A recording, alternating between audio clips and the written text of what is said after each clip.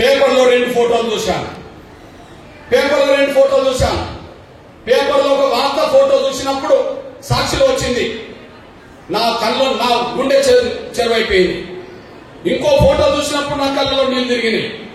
అప్పుడు నేను అనుకున్నా వీళ్ళ కోసం ఏదైనా చేయాలని చెప్పి. ఏం సంఘటన జరిగిందో సాక్ష్యం చెప్తున్నా చూడండి. 2012 సెప్టెంబర్ 8న సాక్షిలో ఒక ఫోటో వచ్చింది, పేపర్లో వచ్చేసింది. ఏమొచ్చిందంటే, మీ అందరూ తెలుసు మహబూబాద్ అనే పేరున్నారు.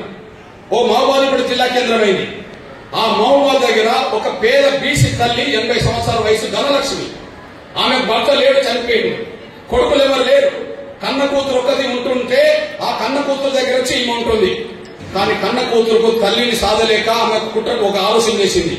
ఈమె బతికినంత కాలం నేను సాగాల్సి వస్తుంది, ఈమె మంచాన పడితే నేను ఖర్చు పెరుగుతుంది, నాకెందుకని చెప్పి ఈమెను ఎక్కడన్నా పారేద్దామని చెప్పి మనసులో పెట్టుకుని ఆమెకు జనం వచ్చిందని ఆసర చేసుకుని దావకానికి తీసుకెళ్తాను నమ్మించి ఆటో తీసుకుని అక్కడి నుంచి ఒక 60 కిలోమీటర్ దూరం ఉండబడే నర్సంపేట తీసుకెళ్లి నర్సంపేట బస్ స్టాండ్ లో తల్లిని వదిలేసి కూతురు వెళ్ళిపోయింది ఇంటికి. ఆ పేపర్లు చూసి బాధ చూడండి. భారమైన పేగుబంధం, కన్న తల్లిని బస్ స్టాండ్ లో వదిలేసిన కూతురు అని చెప్పి పేపర్లో వచ్చేసింది. అంటే 80 సంవత్సరాలకు బీసీ తల్లి ఏం చేసుకొని బతకాలి? పండు ముసలి తల్లి. ఆమె శరీరం మీద వెముకలు తప్ప ఇంకేం కనిపించట్లేదు. అట్లాంటి ముసలి తల్లిని కన్న కూతురే వదిలేసి వెళ్ళిపోతే అది పేపర్లో వార్త వచ్చేసింది. భారమైన పేగుబంధం, కన్న తల్లిని బస్ స్టాండ్ లో వదిలేసిన కూతురు అని చెప్పి. కానీ ఇంకో సంఘటన చూసి నా కళ్ళలో నీళ్లు తిరిగినాయి. అదే సెప్టెంబర్ 30లో అదే వరంగల్ జిల్లా చిట్యాల ప్రాంతంలో ఇంకో ఘోరమైన సంఘటన జరిగింది. 2 పెద్ద వయసులు ఆత్మహత్య చేసుకున్నారు. చిట్యాల్లో రాజిరెడ్డి వయసు 80 సంవత్సరాలు, ఆయన భార్య వెంకట నరసమ్మ వయసు 70 సంవత్సరాలు. వీళ్ళిద్దరు కలిసి పురుగుల మందు కోసం చచ్చిపోయారు. రాజిరెడ్డి వయసు 80 సంవత్సరాలు, ఆయన భార్య వయసు 70 సంవత్సరాలు. గా వయసులో పురుగుల మందు కోసం చచ్చిపోయారు. గా వయసులో ఆత్మహత్య చేసుకోవడం ఏంది? వాళ్ళు ఎన్నో కష్టాలు బాధలు తట్టుకొని గా వయసులో బతికేరు. గా వయసు దాకా ఎన్నో ఇబ్బందులు తట్టుకొని బతికిన వాళ్ళు గా వయసులో ఆత్మహత్య చేసుకోవాలంటే వాళ్ళు మార్గం లేదంటే కదా బతకడానికి. అంత పేపర్లు రాసింది, ఫోటోలు వేసి ఏమొచ్చింది? బువ్వ కరువై బతుకు బరువై, పండుటాకల ఆత్మహత్య, పోషించే దిక్కు లేక అగాత్యం చేస్తున్నారని చెప్పి వార్తలు వచ్చేసింది. ఈ వార్త చూసినాక నా కళ్ళలో నీళ్లు తిరిగినాయి. అప్పుడు నేను అనుకున్నా, అన్ని కుటుంబాలను నేను అంటలేను కానీ చాలా కుటుంబాల్లో వృద్ధులైన తల్లిదండ్రులను పిల్లలు నిర్లక్ష్యం చేస్తున్నారేమో, దానివల్లనే ఇది కనిపిస్తుంది కదా అని చెప్పి అనుకుని నేను అనుకున్నా, అట్లా నిర్లక్ష్యాలు గురైన ఆ వృద్ధులైన తల్లిదండ్రుల పక్షాన్ని నిలబడి వాళ్ళకి ఏమైనా పెన్షన్ పెరిగేటట్టు చేద్దామని చెప్పి అప్పుడు మన పోరాటం మొదలు పెట్టాల్సి వచ్చింది. అదే 1000 రూపాయల డిమాండ్తో. దాని గురించి సెప్టెంబర్ లో 2 వార్తలు చూసినాక అక్టోబర్, నవంబర్, డిసెంబర్, జనవరి, ఫిబ్రవరి, మార్చి, ఏప్రిల్ 7 నెలలు తిరిగింది. 7 నెలలు ఉమ్మడి ఆంధ్రప్రదేశ్ తిరిగి హైదరాబాద్ దగ్గర ఉప్పల్ దగ్గర 100 ఎకరాల ఖాళీ స్థలం ఉంటే ఆ ఖాళీ స్థలంలో 10 లక్షల మందితో బహిరంగ సభ పెట్టేశారు. ఆ బహిరంగ సభకు రమ్మంటే చంద్రబాబు నాయుడు గారు వచ్చి నా పక్క కూర్చున్నాడు.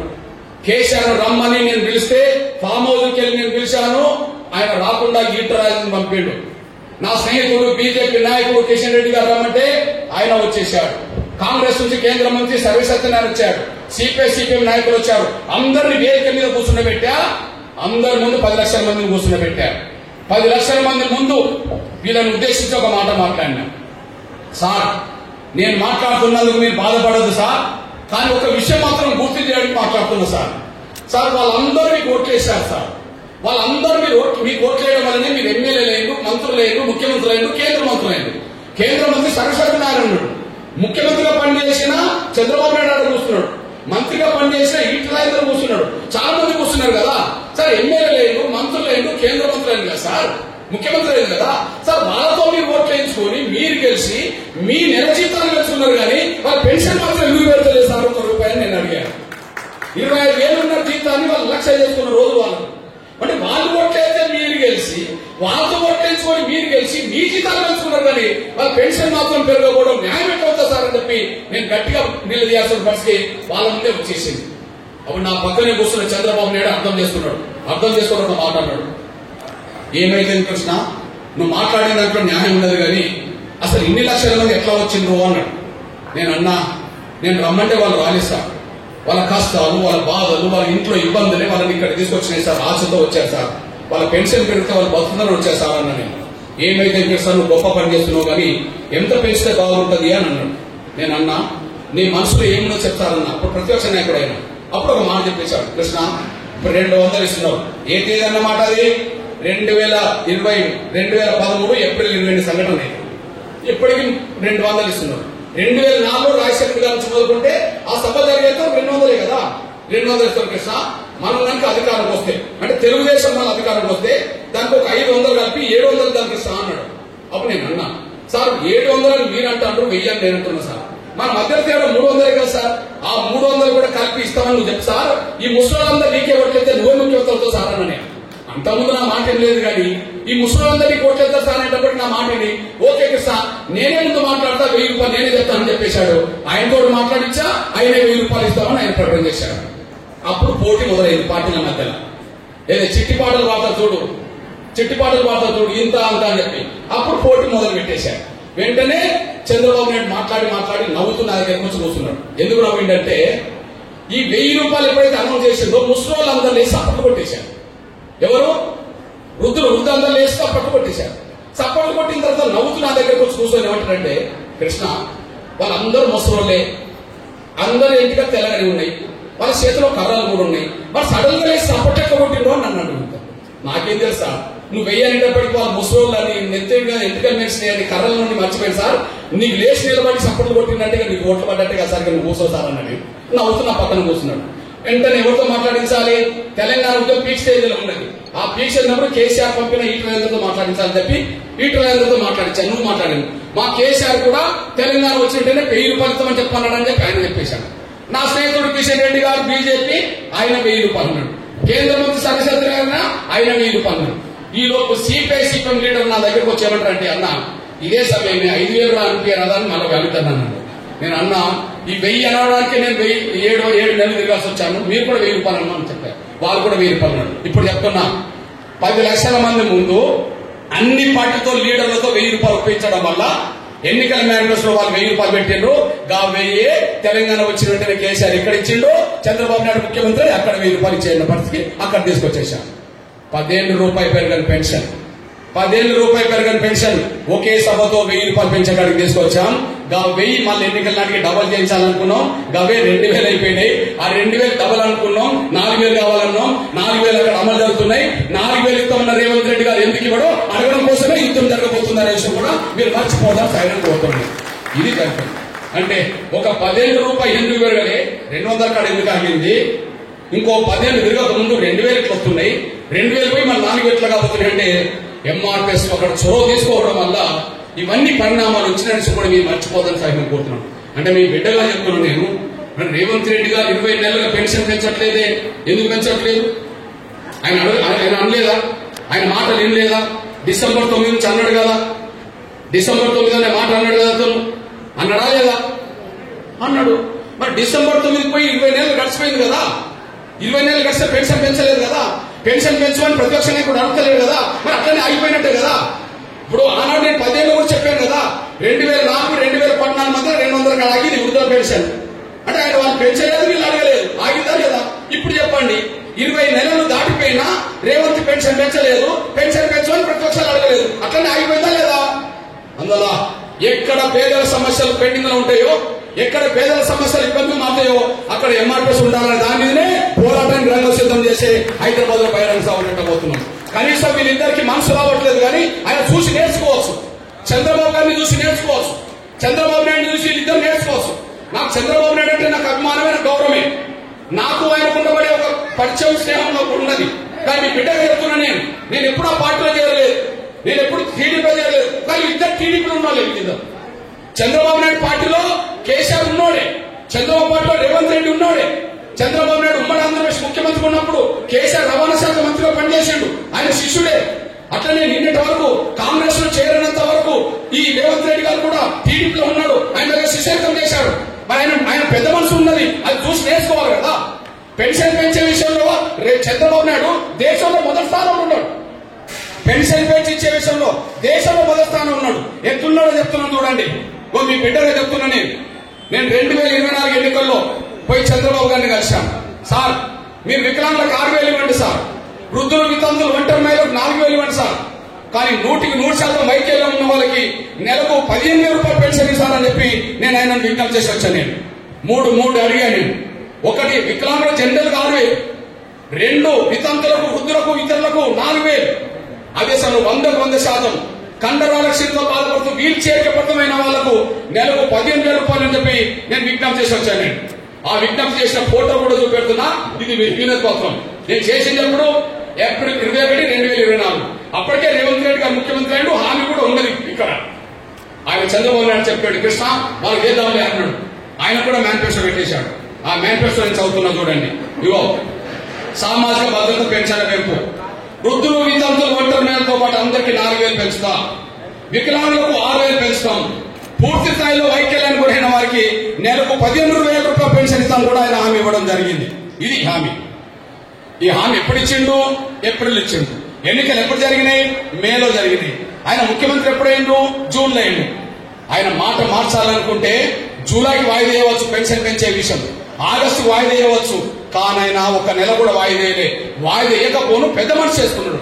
ఎంత పెద్ద మనిషి చేసుకున్నాడంటే, నేను ఇవాళ జూన్లో అధికారంలోకి వచ్చానంటే, నేను జూన్లో అధికారంలోకి వచ్చినంటే మేలో నన్ను నమ్మి ఓట్లేయడం వల్ల, మేలో నన్ను నమ్మి ఓట్లేయడానికి కారణం ఏప్రిల్లో నేను హామీ ఇవ్వడం వల్ల. బట్ నేను హామీ ఇచ్చిన తేదీ ఏప్రిల్ కాబట్టి నన్ను నమ్మి వాళ్ళు ఓట్లేసింది కాబట్టి నేను హామీ ఇచ్చిన రోజు నుంచే పెన్షన్ పెంచిస్తా అని చెప్పి జూన్ నెలలో 3 నెలల పెన్షన్ కలిసి ఒకేసారి పెన్షన్ పెంచి చేసేశాడు. ఏప్రిల్ 6,000, మే 6,000, జూన్ 6,000, 18,000 వికలాంగులకు ఇచ్చేశాడు. ఏప్రిల్ 4,000, మే 4,000, జూన్ 4,000, 12,000 వృద్ధులు వితంతులు ఇతరులకు ఇచ్చేశాడు. 15,000, 15,000, 15,000, 45,000 ఒకేసారి 100% వైకల్యంతో ఉన్న వాళ్ళకి ఇచ్చేశాడు. అక్కడికిక్కడ తేడిందంటే ఆయన హామీ ఇచ్చిన రోజు నుంచి పెన్షన్ పెంచి ఆయన ఇస్తే, రేవంత్ రెడ్డి గారు అధికారంలోకి వచ్చి 21 నెలలు గడిచినా పెన్షన్ పెంచకపోవడం అనేది ముమ్మటి మోసమే తప్ప ఇంకోటి వేరే కారణం కాదనేసి కూడా మనకు స్పష్టంగా రుజువు అవుతుంది. అంటే ఆయన చూసి నేర్చుకోవాలి. ఇద్దరు ఆయన దగ్గర శిష్యర్గం చేసేందుకు అయినప్పటికీ ఈయన పెన్షన్ పెంచడం, ఈయన పెన్షన్ అడగడు. ఇట్లాంటి బస్సులో నాకు అర్థమైపోయింది అసలు రేవంత్ రెడ్డి గారికి పెన్షన్ మీద ఆధారపడే వాళ్ళ బతుకులు అర్థం అవుతలేదు. కేసీఆర్ గారికి పెన్షన్ గురించి ఎదురు చూసే వాళ్ళ బతుకులు అర్థం అవుతలేవు. అందుకనే పెన్షన్ పెంచట్లేదు, అందుకనే కొత్త పెన్షన్ మంజూరు కావట్లేదు. మీ బిడ్డకు చెప్తున్నా, కేసీఆర్ మొదటి పాలలో పెన్షన్లు అమలు జరిగినాయి కానీ కొత్త పెన్షన్లు రెండో పాలలో ఎప్పుడు కొత్త పెన్షన్ ఇవ్వలేదు. అప్పటి నుంచి పెన్షన్ పెండింగ్లు ఉన్నాయి. అంటే వాళ్ళిద్దరికి మనసు లేదనేసి అర్థమైపోతుంది. ఇట్లాంటి బస్సులో వాళ్ళకి మనసు ఎందుకు లేదో నాకు అర్థమైపోయింది. ఎందుకు లేదు? అవును, పెన్షన్ మీద ఆధారపడేటోళ్ళు ఎవరు? ఏ కులం వాళ్ళైనా, ఏ మతం వాళ్ళైనా అత్యంత పేద కుటుంబాలే కదా. పేద కుటుంబాలే కదా. ఆస్తులు ఉన్న వాళ్ళకి పెన్షన్ రావు కదా, భూములు ఉన్న వాళ్ళకి పెన్షన్ రావు కదా, ఉద్యోగాలు ఉన్న వాళ్ళకి పెన్షన్ రావు కదా, పెద్ద పెద్ద లీడర్ల కుటుంబాలు రావు కదా. ఎవరికి వస్తాయి పెన్షన్లు? పేదరికి వస్తాయి కదా. మరి ఆయనకు పేదరికం తెలియదు కదా. ఎందుకు తెలియదు? మొన్న రేవంత్ రెడ్డి గారు ఒక పేపర్ టీవీలో ఇంటర్వ్యూ చేశాడు. వాళ్ళ కుటుంబానికి ఎన్ని ఆస్తులు ఉన్నాయని చెప్పిండు ఒకనాడు. మొన్న వాళ్ళ కుటుంబానికి 800 ఎకరాల భూములున్న భూస్వాముల కుటుంబంలో పుట్టిందని చెప్పి గర్వంగా చెప్పుకున్నాడు. అవును, 800 ఎకరాల భూములున్న భూస్వాముల కుటుంబంలో పుట్టిన వాడికి వాళ్ళ కుటుంబానికి పెన్షన్ అవసరం లేదు కదా. పెన్షన్ మీద ఆధారపడి బతకాల్సిన అవసరం వాళ్ళకి లేదు కదా. బంగాళలో పుట్టిన వాళ్ళు కదా, వాళ్ళకి అవసరం లేదు కదా. మరి కేసీఆర్ ఎందుకు అడుగుతలేడు? ఆయన ఇక్కడ పుట్టినవాడు ఎక్కడ పుట్టిండు? పెద్ద గడిలోనే పుట్టిండు కదా. ఇప్పుడు ఎక్కడ ఉన్నాడు? గడిలో ఉన్నాడు కదా. నేను దొర కుటుంబంలో పుట్టిన ధైర్యంగా చెప్పుకున్నాడు కదా. మరి దొర కుటుంబంలో పుట్టినా, గడిలో పుట్టినా, గడిలో పెరుగుతున్న ఆయనకు వాళ్ళ కుటుంబానికి పెన్షన్ అవసరం లేదు కదా. కాబట్టి ఒక ఆయన పెన్షన్ పెంచడు, ఒక ఆయన పెన్షన్ అడగడు. కానీ ఒక పూరి గుడిసెలో పుట్టిన పేద బిడ్డగా పేదల కష్టాలు తెలిసినాడు కాబట్టి ఈ పెన్షన్ పెరగాల్సిందే, లేదా రాజీనామా చేసి ఇంటికి వెళ్లాల్సిందే. పెన్షన్ పెంచడమా, రాజీనామా చేసి ఇంటికి వెళ్ళడమా తేల్చుకోవడం కోసమే హైదరాబాద్ సభ జరగబోతుంది. ఆ సభకు మిమ్మల్ని రమ్మని కోరడం కోసం మీ దగ్గరకు వచ్చాను. ఇక మీ బిడ్డకు చెప్తున్నా, నేనేమి నేరుగా హైదరాబాద్ లో మా ఇంటి నుంచి బయలుదేరి మీ దగ్గర రాలే. నేను నేరుగా హైదరాబాద్ లో మా ఇంటి నుంచి బయలుదేరి ఇక్కడ రాలే. తిరుగుతూ వస్తూ ఇది 97వ సభ. తిరుగుతూ వస్తూ ఇది 97వ సభ నాది. ఇప్పుడు మళ్ళా రాయకల్కి వెళ్తే 98వ సభ, రేపు పాల్గొండకి వెళ్తే 9వ, 99వ, రేపు మన బోధ నియోజకవర్గం ఇచ్చోడికి వెళ్తే 100. మొత్తం హైదరాబాద్ లో మీటింగ్ జరిగే సమయానికి 119 నియోజకవర్గాలు తిరిగే హైదరాబాద్ నేను చేరుతా. మీరు అక్కడికి రండి నేను కోరుతున్నాను. నేను ఇది ముమ్మాటి వాస్తవం. నేను హైదరాబాద్ నుంచి మా ఇంటి నుంచి బయలుదేరి రాలే మీకోసం. తిరుగుతూ వచ్చాను. ఎక్కడెక్కడ తిరుగుతూ వచ్చాను, ఎక్కడెక్కడ తిరుగుతూ మీ దగ్గరకు వచ్చాను ఒక్కసారి వినండి. నేను జూలై 15 నుంచి మొదలు పెట్టా ఇట్లాంటి సభలు. మనం అడగకపోతే పోరాటం చేయకపోతే పెన్షన్ పెరిగేటట్టు లేదని, 21 నెలలు చూసినా పెన్షన్ ఆయన పెంచలేదని, 21 నెలలు చూసినా పెన్షన్ గురించి కేసీఆర్ మాట్లాడలేడని, ఇంత అర్థమైనందుకు కూడా మనం ఇంటికి ఉండడం కరెక్ట్ కాదని చెప్పి మీ పేదవర్గాల బిడ్డగా మిమ్మల్ని హైదరాబాద్ రమ్మడం కోసం, మీరు రండి తాడో పేడో తెలుసుకుందామని చెప్పడం కోసమే నేను తిరుగుతూ వస్తున్నాను. ఎక్కడ తిరుగుతున్నానో ఎక్కడికి వచ్చానో ఒకసారి వినాల్సిందిగా విజ్ఞప్తి చేస్తాను. నేను ఇగో జూలై 15న నేను వికారాబాద్ అనే జిల్లా కేంద్రంలో బహిరంగ సభ పెట్టాను. ఇట్లాంటి సభనే పెట్టి వచ్చాను. వికారాబాద్ లో మొదలుపెట్టిన నా పర్యటన, నా సభలు ఎక్కడెక్కడ తిరిగినో చెప్తున్నా చూడండి. వికారాబాద్, మేడ్చల్, సిద్దిపేట, కరీంనగర్, మంచిర్యాల, నిజామాబాద్, నిర్మల్, మహబూబ్ నగర్, నారాయణపేట్, గద్వాల, వనపర్తి, నాగర్ కర్నూల్, రంగారెడ్డి, హైదరాబాద్, భువనగిరి, ములుగు, మహబూబాద్, ఖమ్మం, కొత్తగూడెం, భూపాలపల్లి, పెద్దపల్లి, సిరిసిల్ల, మేదక్, సంగారెడ్డి, వరంగల్, జనగాం, హుజూర్ నగర్, మిర్యాలగూడ, కొడంగల్, చేవెళ్ల, గజ్వేల్, ఆసిఫాబాద్, ఆదిలాబాద్, ఆర్మూర్, కామారెడ్డి, ధర్మపురి, జగిత్యాల, హుజురాబాద్, హన్మకొండ, పాలేరు, వైరా, మదిర, సత్తుపల్లి, అశ్వరపేట, ఇల్లందు, పినపాక, భద్రాచలం, తుంగతుర్తి, చిట్యాల, ఎల్బీనగర్, పాలకుర్తి, నర్సంపేట, హుస్నాబాద్, ఆలేర్, గట్కేసర్, పటాన్చెరు, నారాయణఖేడ్, తాండూర్, పరిగి, దేవరకొండ, బాలాపూర్,